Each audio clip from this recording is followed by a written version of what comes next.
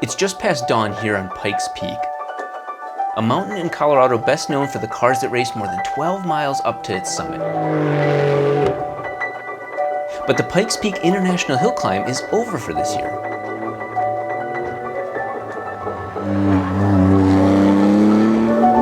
It is now 3 months later, and veteran hill climb racer David Donner is on an epic run up the Pikes Peak course.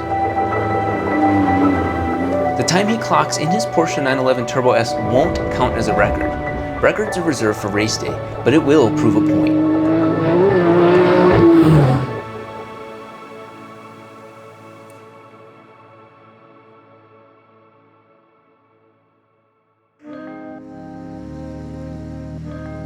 It's really cool for me to see, professionals doing something like this. So much to learn, so much to absorb and see how things are really done.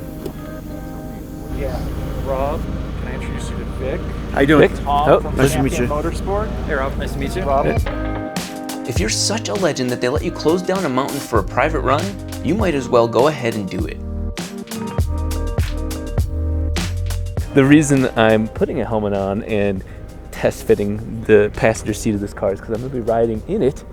This is very first for me. I've never been to Pikes Peak, and on purpose. I purposely avoided this because I wanted to be here for the first time doing something absolutely crazy. I didn't realize it would be this crazy.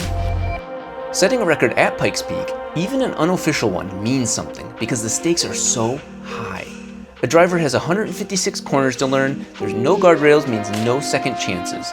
Elevation and weather only adds to the engineering challenge. For those reasons, Pikes Peak is also becoming a proving ground for race teams and manufacturers, a place to test and refine vehicle dynamics. Kind of like the Nürburgring in Germany, only up in the clouds. Yeah, Donner's about to make his attempt. I'm literally feet away from the launching spot for this car. My heart's racing right now, and not just because I'm about to watch this happen, but the atmosphere is thinner here. Even though we're at the base, it goes much higher. It's gonna get much thinner, but my heart's been over 100 beats per minute just sitting here, and I think his is gonna be a little higher.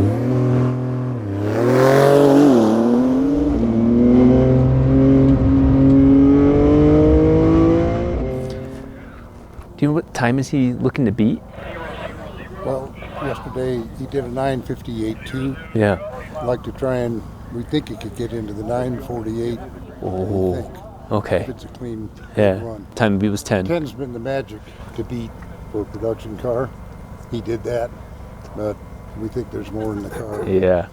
Biggest fear is elk, deer, they're bighorn sheep up there. Oh, yeah. So you just hope it's clear where you're not seeing something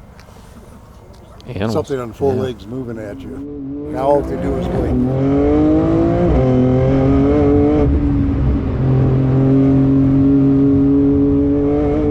So it looks like he just made his way back to the base, and we don't know anything about how fast he did or anything like that. So we'll be finding out that as well as while I'm suiting up, getting into the car. So they're gonna go over a couple things. So we'll be able to suit up and jump in and strap in right here in front of their trailer. But I'm so curious. I'm so curious what he ended up doing already. There he is.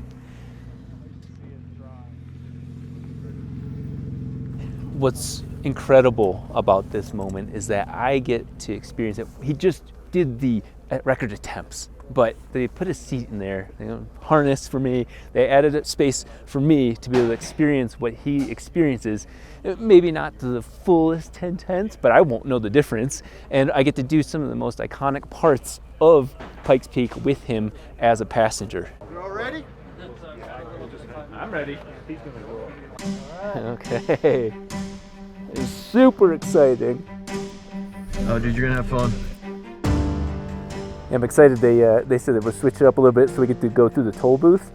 Yeah. Yeah, that's such an iconic, That's it, yep, that's Glen Cove. Okay. So we'll go through there, and then the next turn, you'll see a rock wall, and then we'll go up one more to the hairpin and turn around. Here we go.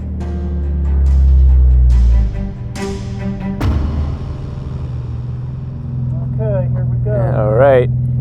Ready? Yeah, I am ready.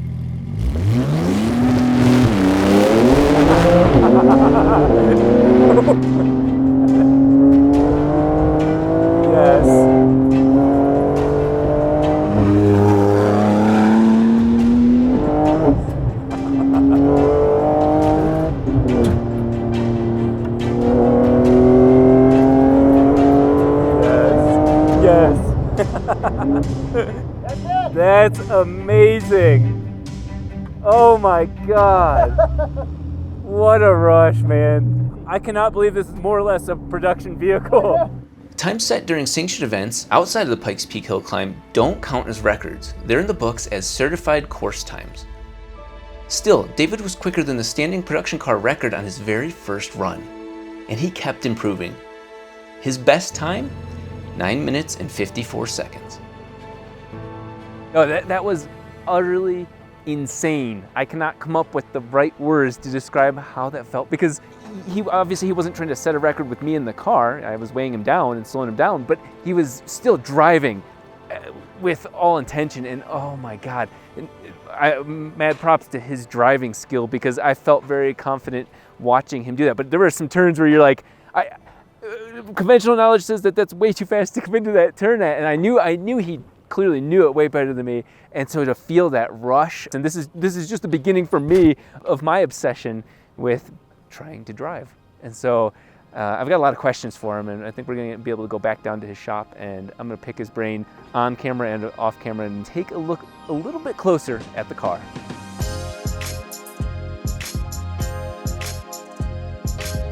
I'm in love with Pikes Peak. With what you did, with what this car did, I am enamored. You've been driving this road for how many years? Many years, Yeah. I mean, like 25 years. In the days that it was gravel, I won it on gravel, and then tarmac and gravel, and then all tarmac. It's been fun to go through the evolution of different types of cars, and open wheel cars, and GT cars, and obviously Porsches. I've had the most success on the mountain with those cars. That's what is very interesting to me, is I see some of your past. Yeah. Instantly, I know that from the name of this show, American Tuned, I see Motec here, and Right. that's tuned. Right. That is tuned. Right. So I know we want to talk about this more, but my heart also is in building something crazy like this. Could you run me down what Sure. this is? Well, it's a car that was built in this shop. It's based off an Indy car, to where the tub stops right here, and okay. the engine Yeah. is a stress member, so there's no frame or anything. So it's exactly like a 90s Indy car. Yeah. It's a space frame with carbon fiber reinforcement.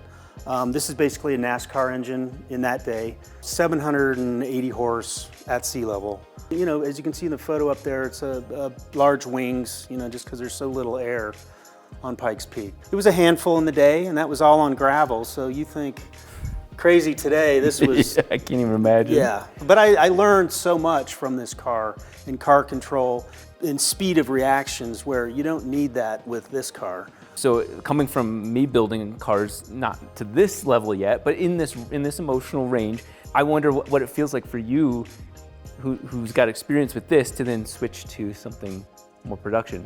The biggest thing was that this thing accelerates incredibly quick. There's no wheel spin. This thing, you know, before it's traction rear-wheel drive, control, yeah. so you have to, you know, throttle it really easily.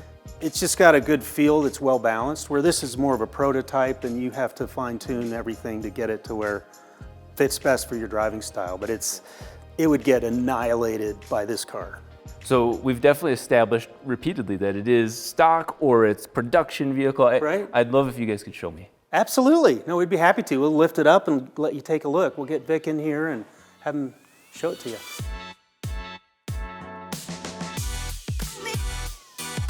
So this is the original Porsche parts symbol. So before they had the Stuttgart, the actual horses and everything on the cars, this is what it was. So if you look at any part on this car, it'll have that symbol. You know, I'd love for you to tell me more about this car, and I'm not a Porsche guy. Mm-hmm. This here is stock pad setup, nothing fancy, nothing special, according to the rules. I was going to say, the Pikes Peak team has rules. For the production, you know, so I mean, like we really get into it, you know, everything that we see pretty much under here is all factory stock. This car does have basically an active sway bar. This is a hydraulic unit that as the car sees roll from the different sensors in the four corners, the sway bar is actually trying to keep the car centered and stable.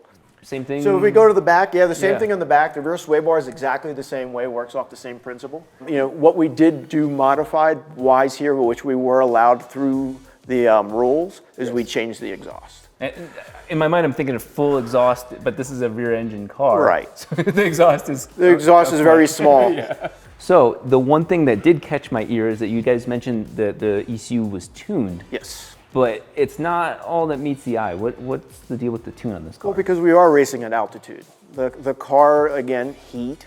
Altitude is air's thinner. As you know, you want to be as dense as possible. Colder, denser air, you're packing more air in there, getting more horsepower. Yeah. Well, as the car goes up the hill, we lose horsepower. But then the car actually starts adding fuel, but we're losing air. So obviously we have to change the tuning to compensate for that. That makes perfect sense to me. The term production car, at least as it pertains to Pikes Peak, what were some of the things that they required you to change or they allowed you to change? Roll cage? Safety equipment. Yes. The safety equipment was the requirement. A roll cage and a fuel cell, which was a big undertaking. No one's ever put a fuel cell in one of these cars before. I think even the previous generations, no one really had one built. So it wasn't like I could go into the parts fish and pick up a fuel cell from Porsche Motorsport and drop it in the car.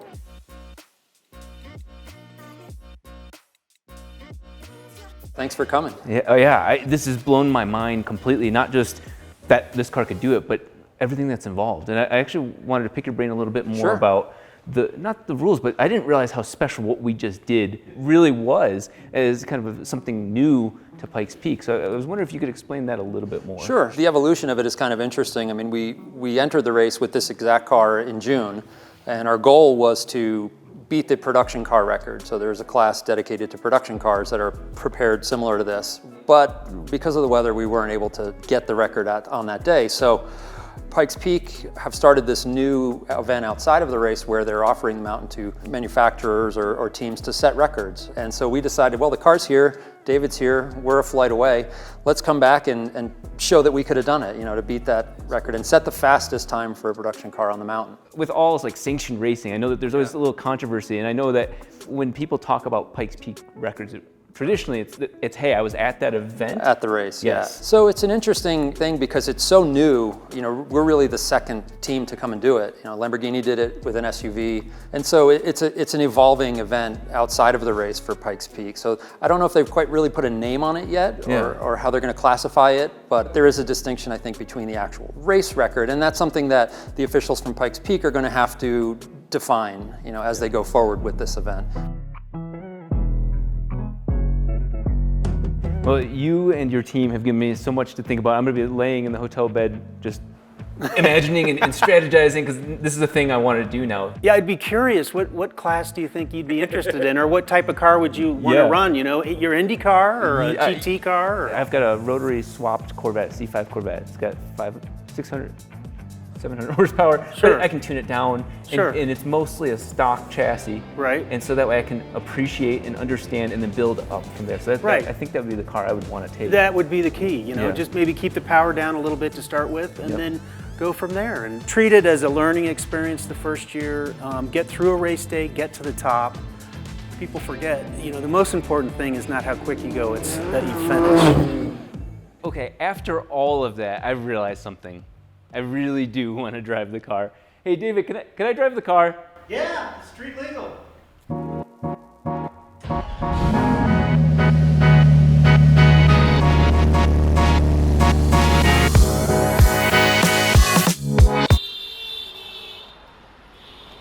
What can I get started for you? I'm just gonna have a large Baja Blast. Awesome. There you go. Okay, thank you so Have a much. great day. Yeah, you too.